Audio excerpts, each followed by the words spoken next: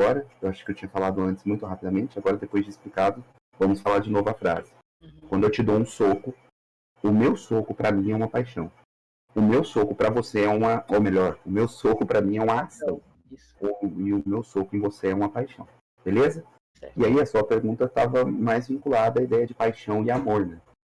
Bom, algo de afetação sempre ocorre, tem necessariamente que ocorrer antes de que se haja amor a alguma coisa. Beleza? Porque o amor é um elo, é uma ligação. Mas essa ligação só se dá se os dois ligantes deste elo estiverem afetados pelo mesmo elo. Afinal, uma corrente só é uma corrente se todos os elos participarem dessa mesma linha imaginária que eu faço entre os elos para falar que é uma corrente só. Porque senão, se eu dissesse que são qualquer elos, você vai falar assim, mas qualquer elo, eu posso ter um elo aqui na minha casa e você ter um na sua casa e não ser uma corrente. Então o amor, ele nasce disso. O amor, ou melhor, o amor ele pode nascer da paixão. Então comecemos com a ideia de paixão. Paixão é uma afetação. Assim como um soco meu, uma ação minha de te dar um soco afeta você sensivelmente, a paixão amorosa é uma afetação intelectual. E aí você vai falar assim, cara, mas como intelectual? Eu não estou entendendo. Bom, o que acontece é que mesmo quando você tem aquela paixão desmedida, aquela paixão desordenada, que é, por exemplo, o rapaz lá que vê uma menininha, e essa menininha tem certas apetências corpóreas e ele quer ter intercurso sexual com ela. Até nisso, há, de certa forma, uma intelecção. Por quê? Porque ele vai ter, de alguma maneira, que aplicar valores a ela. Por que eu quero ela e não outra pessoa? E isso é porque ela já te afetou intelectualmente. Só que, para nós, o nosso ser, existe um comprometimento da vontade conquanto seja estimulada pelo intelecto. Então, o nosso intelecto é capaz de estimular a nossa vontade. O Sheffield, ele estimulou a vontade, pelo interesse intelectual a Aristóteles, surgiu no Sheffield a vontade de comprar os livros de Aristóteles. O mesmo aconteceu com o Sheffield, quanto a Kant, quanto ao Hoppe e por aí vai. Todos nós passamos por isso. Certo? Certíssimo. No caso, então, quando a gente fala da paixão desse ponto de vista um tanto quanto mais romântico, não é abandonado propriamente o sentido que paixão tem filosoficamente, porque não deixa de ser uma afetação. Apesar de ser uma afetação, uma clave muito mais sutil do que aquela afetação de você receber um soco por mim, né? Sim, nessa parte aí. Bom, agora quanto ao amor. O amor é uma coisa um tanto quanto complexa. Se o Sheffield puder, para ele, eu sei que o Sheffield adora aquecer, então, pô, ele já sabe isso. Sheffield, você tá podendo falar, mano? Gabi, eu não posso falar agora que eu tô trabalhando. Ele não pode falar. Então, tá. Eu entro em férias hoje, então eu tenho que acabar o que eu tô fazendo. Perfeito, então vai. Na verdade, eu só ia deixar pro Sheffield isso, porque eu sei que ele gosta de retomar os assuntos que ele já sabe pra ver se tá tudo em cima.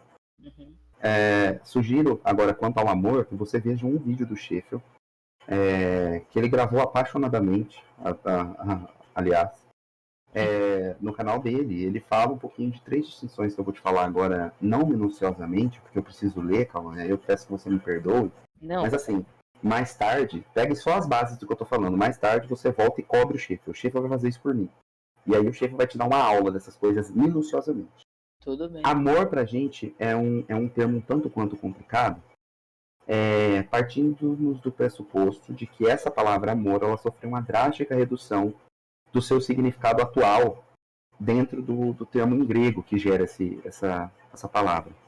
Porque na Grécia Antiga existiam 3 palavras que destinariam-se a conceber esse elo entre 2 amantes. Existia 3 palavras. Nós temos uma só. Eles tinham a palavra eros, a palavra philos e a palavra ágape. Tenho certeza que ágape você já deve ter ouvido num monte de lugar. E eros também, né? Sim, sim. Então, beleza.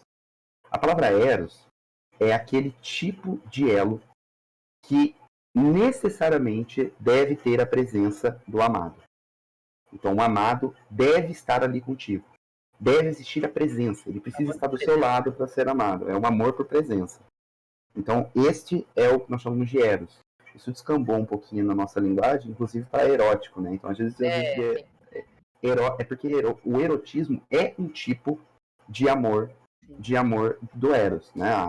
O sexo em si, ele necessita necessariamente de que estejam presentes ali os dois amantes, sem dúvida alguma. Mas não necessariamente é só isso. Eu não coloco não se preocupa, Gabi. Então, beleza. Quanto a Eros, por exemplo, eu poderia falar que se você tem um irmão novinho, um irmão com uma criança que ainda está naquele estágio de total indefesa contra o mundo, existe um amor erótico. De fato, existe um amor erótico entre a mãe e o filho dela.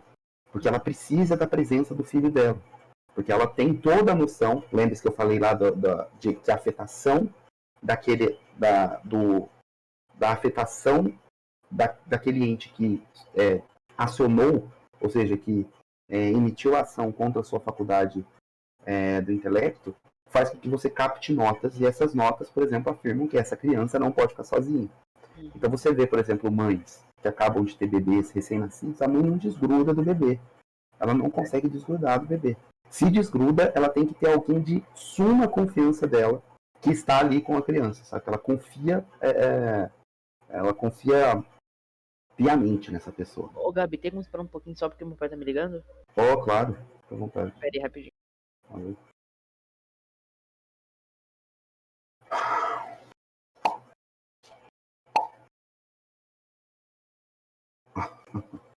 Cara, eu acho que pra isso tem um vídeo do Schaeffer, é melhor do que isso que eu tô falando. Eu vou falar bem por cima. O Schaeffer tem um vídeo inteiro falando sobre essas 3 designações do amor. A gente começou com paixão.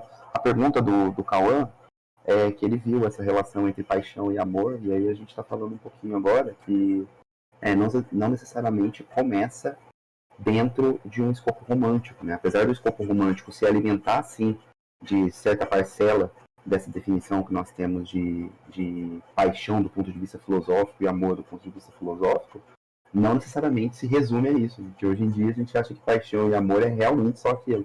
Mas não, de certa maneira, o fato de que eu estou falando agora e vocês estão se esforçando intelectualmente para poder entender o que eu estou falando é, de certa forma, uma paixão de vocês. Vocês estão apaixonados, vocês estão sendo acionados por aquilo que eu estou falando. O mesmo do contrário, né, Guga? Quando você falou e eu prestei atenção em você, eu estava, filosoficamente falando, apaixonado pelo que você estava falando, porque isso de alguma maneira me afetava e fazia com que o meu intelecto trabalhasse em torno deste ente ligante que faz a reciprocidade do elo entre paixão e ação. Beleza, Cauã? Eu não falei nada. Não, desculpa aí, pode continuar. Tudo bem, eu só quero deixar claro que eu não falei nada que você já não soubesse. Estava explicando mais uma vez sobre ação e paixão, mas acho que nós dois já partimos disso, então podemos continuar. Então, neste caso, o fato do erotismo ser considerado como sexo é apenas uma verdade reduzida, né? Claro que o sexo faz parte do eros, entretanto não esgota o eros. Veja que se você também precisa da presença do seu pai perto de ti o tempo todo, você tem certo amor erótico pelo seu pai. Obviamente a gente não vai levar isso aí para uma interpretação do ponto de vista freudiano, né, o psicanalítico, que encara o eros de uma maneira totalmente errada. Este sim, o eros, de acordo tanto com o Freud quanto com o Marcuse, né, um grande expoente da escola frankfurtiana, ele toma essa mediante ao sexo e mostra-se uma depuração do espírito da pessoa que acaba propositando isso, né? A pessoa que faz essa proposição, ela é uma pessoa que parece que tem problemas internos. Ela tem um comportamento aerodistônico e não as outras, porque ela acha que qualquer tipo de relação entre duas pessoas sempre tem que ter um fim que seja o coito. Sim. O que é, obviamente, um barbarismo, né? É um problema, na verdade, de Freud. Freud deveria ser o principal paciente da sua própria terapia e não o propugnador. Eu fui zoar essa coisa do Freud na aula, professora que é professora de arte, ela ficou brava porque eu fiz a Freud, daí ela começou a fazer toda uma derivação, só sair da aula mesmo, porque é muito chato, meu Deus do céu. Mas tá bom, não compensa talvez, né? Concordo. Bom, voltemos então. Então a gente já falou aí do primeiro ponto, né? Que seria o ponto conforme o eros, ainda falando de amor. O próximo é o filéu. O amor filéu, ou filos, é o amor que traduzido para nós tem a ver com fraternidade, o amor fraternal. É aquele amor de que você tem uma ligação com alguém e essa ligação torna único este elo. Este elo está relacionado com uma certa materialidade. Materialidade, do ponto de vista aqui, de que respeita certa identidade do sujeito amado. Entretanto, não necessariamente com presença. Então, o amor fraterno diz-se do amor entre irmãos. Quando você tem um irmão e esse irmão acaba se mudando para outra cidade, o seu amor por ele continua mesmo que ele não esteja na presença. Com seus pais também, em alguma medida. Com a mãe e o filho também, em alguma medida. É óbvio que a sua mãe não aceitaria isso quando você era um bebezinho de colo, mas quando você tiver idade o suficiente para sair de casa, a sua mãe não vai ver aquilo ali como uma disrupção amorosa entre você e ela. Vai perceber apenas que existe uma disrupção daquele tipo de amor em específico que tinha presença total, iminente, mas que agora não tem mais. Entretanto, o elo continua ali. Um elo por laço de sangue. Certo. Isso aí é a palavra principal do amor fraternal. Laço de sangue. O que te une é algo que não pode ser visto, mas que corre em suas veias. Tá aí a metáfora para a ideia do laço de sangue, do amor fraternal. Esse amor fraternal, claro, metaforicamente falando, pode simbolizar também amor entre amigos. Um amigo que está distante, mas que quando volta vocês continuam amigos. Ou mesmo distante, vocês continuam falando. Ainda assim, aquilo mantém o elo. E temos o último, que de todos é o mais divino, o mais puro e o mais real, que é o ágape. Ágape é um elo que prescinde completamente de qualquer materialidade. Ou seja, ele agarra-se em princípios puramente ontológicos ou metafísicos. É o amor daquilo que é igual por dignidade. É o amor que nós sentimos, é a afetação profunda que nós temos quando nós vemos uma criancinha na África, que está longe, que a gente nunca viu, tendo que comer barro do chão. Ou quando algumas pessoas em específico vêem mendigos na rua, etc. Eu sou bastante afetado por isso, para falar a verdade. Sendo que eu não os conheço. Eles não têm uma ligação nem erótica, nem filial comigo. Concorda? Ainda assim, aquilo me pesa como se fosse eu mesmo. Porque, de fato, em certa medida, sou eu mesmo, enquanto a imagem de humanidade que carrego em mim e que também está nele. E isso eu percebo porque, mais uma vez, a afetação, ela inclina o intelecto, ela faz com que o intelecto pense sobre aquilo que está te afetando. Ela modifica o intelecto daquele ente, daquele fim, daquele extremo do elo, se um elo tem dois extremos, claro, daquele extremo do elo que foi afetado por essa paixão. E isso faz com que você consiga perceber que há uma dignidade naquilo, representada em você mesmo, que nesse caso estaria de maneira mais digna do que aquela pessoa, e que algo ali está sendo quebrantado. Então, esse amor ágape é o amor, por exemplo, que Deus tem por nós, que Cristo teve por nós. Porque ele salvou toda a humanidade com o seu sangue. Ele não salvou pessoas específicas, mas salvou toda a humanidade com o seu sangue. Além do mais, Cristo tem conosco também o amor filial, porque ele tornou-nos agora amigos de Cristo. Aqueles que são salvos em Cristo, aqueles que assumem a fé de Cristo, aqueles que ouvem o Evangelho e respondem positivamente a esse Evangelho, são tornados cordeiros com Deus de Cristo. Tornamo-nos novamente filhos de Deus. E o que é isso senão fazer com que o sangue de Cristo agora corra na nossa veia? Lembra-se que a gente falou no começo que o amor filial tem o negócio do sangue? O que é o sangue de Cristo? A ideia de redenção por sangue é isso. O preço que foi pago é para que o sangue de Cristo correndo em nós tornasse-nos cordeiros das promessas do próprio Cristo. E que promessa é essa? De um paraíso. Agora, como nós somos irmãos dele, nós também somos cordeiros. Porque herdeiro é aqueles que são filhos de um mesmo pai. Cristo conquista para Deus, então, a nossa amizade com Deus, visto que antes, enquanto pecadores, nós éramos inimigos de Deus. Apesar de que Deus nos amava, porque nos criou. Então ele tem um amor ágape por todos nós. Entretanto, ele não tem amor filia ou filhos para cada um de nós. Ele tem amor filhos para aqueles que têm esse sangue. É por isso mesmo que a palavra filosofia não é a palavra agapisofia ou erosofia. Já parou para pensar nisso, Cauã? Não tinha parado ainda. Para pensar que você vai perceber que filosofia ela respeita certa irmandade com a sabedoria. Corre nas suas veias aquilo que corre na sabedoria. E por isso mesmo, você procura o mesmo objeto que a sabedoria tem para te oferecer. Se fosse erosofia, por exemplo, esse amor se esgotaria na presença total da filosofia. Só que esse amor não existiria, dado que a filosofia, enquanto um princípio, a sabedoria, enquanto imaterial, não poderia se mostrar sensivelmente na presença como o amor eros precisa se mostrar sensivelmente na presença. E se a filosofia fosse antes agapisofia e não filosofia, significa que tudo seria conhecimento. Visto que o amor ágape é um amor que não distingue, não tem divisão.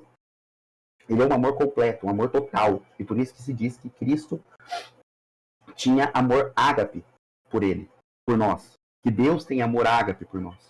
Entretanto, Cristo conquista o amor filos por nós. Deus tem um amor ágape por nós do ponto de vista que nos criou. Amar a nós é amar de certa forma, e a analogia do ente, como discutimos um pouco mais cedo ali no geral, é amar a si mesmo. Ele ama a si mesmo nos amando, porque somos criaturas dele. Você consegue entender isso? Essas minúcias? Sim. Então, a filosofia, ela é filosofia, porque não pode ser a agapisofia, porque a agapisofia seria tudo. Entretanto, nós sabemos que nem tudo é para nós o conhecimento da sabedoria, o conhecimento real. Algumas coisas, alguns conhecimentos são conhecimentos que são falsos. Então nós precisamos delimitar o corpo. E é no momento em que nós delimitamos, essa delimitação faz nascer a ideia de filia. E por isso filosofia e não erosofia ou agapisofia, porque quando a gente aprende que filosofia é amor à sabedoria, você poderia até perguntar para a pessoa que te fala isso. Fala, mas por que filosofia é amor à sabedoria, se amor à sabedoria poderia ser erosofia e agapisofia?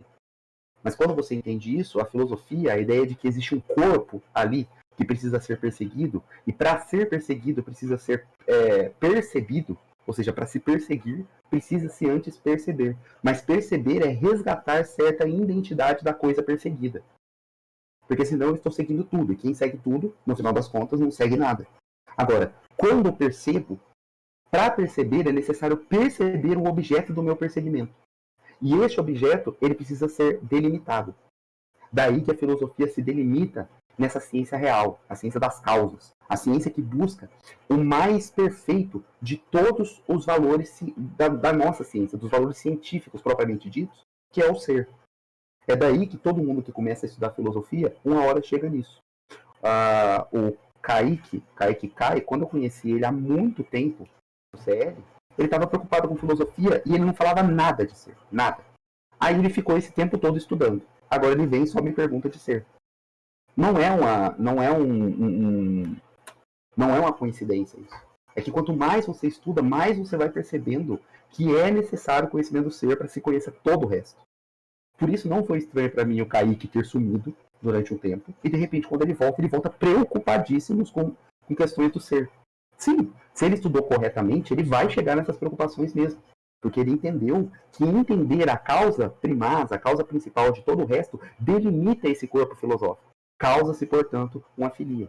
A filia, voltando agora e fazendo uma explicação um pouquinho melhor quanto à ideia de fraternidade, também corresponde à amizade por isso, Cauã. Filia, enquanto amizade, é aquele corpo de coisas que são concedidas ou não dentro de um elo de amizade entre duas pessoas. Então, se eu sou seu amigo, eu devo respeitar certos limites que você impõe. E você deve respeitar certos limites que eu imponho. Senão, não há diferença entre um amigo e um inimigo. Um amigo não pode matar o outro, porque senão não haveria diferença entre amigo e inimigo. Se há essa diferença, há uma percepção, há uma afetação e há também um perseguir desse corpo que se cria quanto à amizade. Por isso mesmo, uma das frases mais bonitas quanto à amizade que eu já vi e a que eu uso é idem vele et idem nole. É uma frase tomista que significa, quando perguntaram para ele o que é a amizade, o que é ser amigo, ele disse o seguinte: é amar as mesmas coisas e odiar as mesmas coisas. Essa é a melhor definição de amizade que eu já vi na minha vida. Amar as mesmas coisas e odiar as mesmas coisas fazem os amigos. Porque você não pode ter um amigo que ame aquilo que você odeia. Porque você estaria rompendo esse princípio que eu falei do Philos, que seria esse princípio de uma doutrina. Outra coisa muito interessante que eu posso falar ainda, Cauã, só para te dar mais uma curiosidade, lembra aquela passagem da Bíblia onde Jesus pergunta para Pedro se Pedro amava ele? E ele pergunta por 3 vezes? Sim. E Pedro fala 3 vezes, tu sabes que eu te amo, né? Adivinha no texto em grego por que ele falou 3 vezes? Porque em cada uma das vezes ele usou um termo. Ah, sim. Em português fica só amo. Então primeiro Cristo perguntou para Pedro se Pedro o amava com amor ágape. Aí Pedro falou, sim, Senhor. O Senhor sabe que eu te amo. Mas lembre-se, Pedro, há um tempo atrás, tinha fugido e negado a Cristo 3 vezes. E aí Cristo continua, faz uma segunda pergunta, que é, Pedro, você me ama com amor filéu? Você me ama como um amigo, pelo menos? E aí Pedro já percebe que tem um problema aí, porque, cara, se eu já respondi que eu amo ele com amor ágape, por que ele tá me perguntando do filéu? E aí Pedro fala, sim, você sabe que eu te amo. E aí Jesus pergunta a última vez, que é a pior de todas. Né? Ele diz, você me ama pelo menos com amor eros? Ou seja, porque nem na minha presença você se apartou de mim. Você foi embora. Você negou a minha amizade quando te perguntaram sobre mim. E isso não pode representar que você tem um amor ágape por mim. E aí ele só falou, o senhor sabe. Ou seja, ele percebeu que ele tinha sido pego, né? E que ali o que estava acontecendo não era apenas uma conversa da boca para fora, mas era uma espécie de julgamento, mas também de redenção. Então, essas aí são as definições de amor quanto à Grécia clássica, o termo clássico que nos gera a palavra amor. Entretanto, se nós fôssemos juntar essas três e falasse, cara, mas eu queria alguma coisa que aproximasse, mesmo que fosse metafórico, ou mesmo que fosse apenas uma aproximação demonstrativa, essas 3 coisas pro amor. O que essas 3 coisas têm em comum? Essas 3 coisas têm em comum a benevolência para com o próximo. O amor é justamente benevolência. Amar é ser benevolente, é querer o bem do outro, assim como quer o seu bem próprio. Então, amor, se a gente fosse tentar uma conciliação entre os 3 termos gregos, que são muito mais complexos, mas o seu fundo comum, que pudesse servir de definição própria de amor do português, nós diríamos que é uma espécie de benevolência. É ter certa mescla entre o bom e o belo. E isso eu posso te explicar de uma maneira tão simples, que o belo é satisfação desinteressada. O belo é quando eu tenho a satisfação com algo, contemplando esse algo, e lembre-se, se eu contemplo algo, é porque algo me foi objeto de paixão. Concorda? Então não saímos da onde a gente queria. O belo é satisfação desinteressada. Satisfação, a gente já sabe. É aquilo que nós vamos julgar de positivo de certa paixão que chegou até nós. Mas por que desinteressada? Desinteressada porque no contato com o belo, eu não pretendo unir o belo a mim mesmo. Eu me contento, eu tenho a minha satisfação desinteressadamente. Eu não me interesso em trazer para mim, em tomar para mim. Então, por exemplo, quando eu passo perto de uma grande catedral e que seja bonita, quando eu escuto uma música bonita, quando eu leio um bom livro, se bem que ler um bom livro já fica diferente, então esqueçam esse aí. Mas quando eu vejo uma catedral, você vê uma catedral, você tem uma satisfação naquela catedral. Aquela beleza te traz satisfação. Entretanto, você não quer pegar, colocar no seu carro e levar para sua casa. Você não quer perguntar se ele quer vender aquilo ali. Você simplesmente tem uma satisfação desinteressada. Este é o belo. O bom, por outro lado, é a satisfação interessada. Aquilo que é bom distingue-se daquilo que é belo, porque a satisfação se dará no interesse. Você quer aglutinar para si. Você quer para você. Então, se você acha que certo carro é bom, a tendência é você querer ter esse carro. E eu não estou dizendo que as coisas sejam separadas, tá? É óbvio que, na maioria das vezes, as coisas mais complexas e o mundo real à nossa volta exige de nós satisfação interessada e desinteressada ao mesmo tempo. Por exemplo, essa afetação romântica que nós conversamos, Cauã, quanto a você ver uma menina e primeiro ela te traz uma satisfação desinteressada. Ela é bonita. Logo depois você começa a pensar, mas seria legal se ela fosse minha namorada, hein? E aí começa a surgir a ideia de que ela é algo bom, de que ela é boa para você. E aí você quer para você aquilo também, entendeu? As coisas vêm junto. Do mesmo modo, eu esqueci de falar quando eu estava te falando sobre os 3 termos, não ache que exista só amor eros, amor filéu e amor ágape separados, ok? Os 3 estão sempre juntos. O que vai acontecer é que em certas relações, alguns sobrepujam os 2 outros, saca? Mas eles sempre estão juntos. O mesmo se dá aqui. Agora, falando sobre o amor. O amor, ele estaria nesse entre-meio. O amor, ele estaria entre aquilo que é belo e aquilo que é bom. Ele teria uma certa espécie de satisfação interessada e desinteressada ao mesmo tempo. Desinteressada porque o amor, propriamente dito, procura ser benevolente. Isto é, faz o bem para o outro sem perceber se esse bem vai te custar muito ou pouco. Entretanto, o amor exige do outro também certa reciprocidade. Exige que o outro também faça essa benevolência. Porque para existir um amor entre casais, por exemplo, tem que existir uma espécie de filia também, de amizade também, como eu tinha te falado. As coisas não estão separadas. Então, se existe essa necessidade, existe o idem vere e idem noli, então essa benevolência concorre tanto com a definição de belo, quanto a definição de bom. E neste momento, e agora sim eu termino de responder a sua pergunta, me desculpe pela demora, mas acredito, eu ainda fui rápido. O assunto é quase inesgotável. Neste momento, nós temos o final da sua resposta, que seria como se dá o trânsito que você tinha me falado, né, entre paixão e amor. A paixão ela está muito mais próxima, da satisfação desinteressada do que da satisfação interessada. Até porque a própria paixão é uma afetação, e essa afetação pode passar. Tanto que nós conhecemos na linguagem corrente, não é a linguagem filosófica mesmo, mas na linguagem corrente a gente sabe daquele negócio, não, isso aí é só paixão, logo vai passar. Por quê? Porque tem muito mais a ver com a satisfação desinteressada de contemplar ou do que uma satisfação interessada, de ter para si. E o amor ele concorre com essas duas. A paixão está mais próxima da primeira, porque é apenas uma contemplação. O que é contemplação? Você percebe que algo te atingiu. Assim como eu percebo que algo me atingiu. Eu olho para aquela catedral, porque aquela catedral me atingiu, e eu percebo que eu estou tendo satisfação.